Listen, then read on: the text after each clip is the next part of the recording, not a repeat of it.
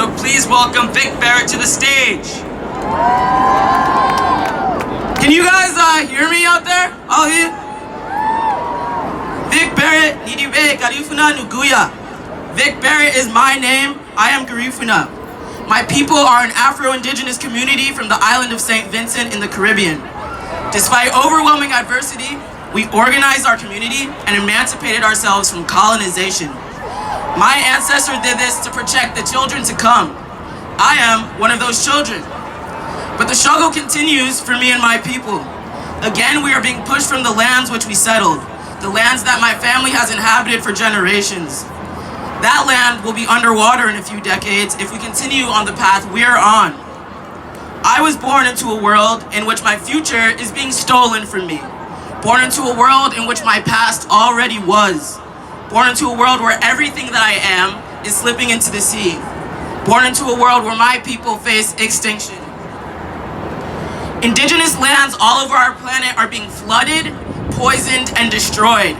My black brothers and sisters are being gunned down by police. Migrant children are dying at the border. Trans folks are being murdered. Violence is in the air that we breathe. The spectacular violence of the police on marginalized people and the slow violence of dispossession and disenfranchisement on those same communities.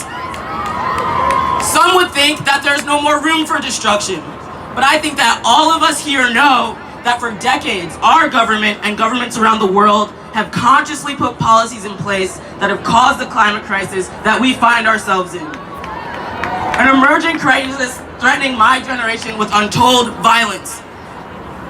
But this is an old story, right? A story that we're tired of hearing, right? That is why we're here. We're here to write a new story. A story in which our country is doing everything in its power to address not only the climate crisis, but the systemic injustices at its roots. A story in which our constitutional right to a safe climate is recognized by the highest courts. A story in which the most vulnerable people are given the greatest protections. A story in which Indigenous peoples are empowered to protect their homelands. In 2030, the history books will show that faced with imminent destruction, people on the front lines fought back. That young people rose up around the world to demand immediate action. That starting on this day, September 20th, 2019, everything began to change. The momentum became unstoppable.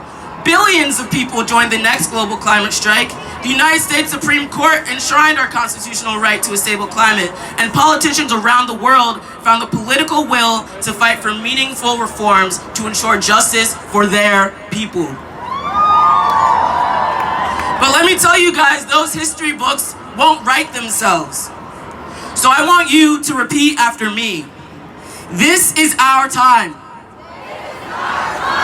This is our future.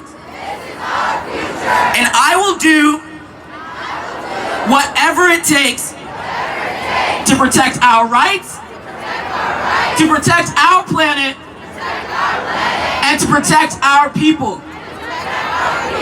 Thank you.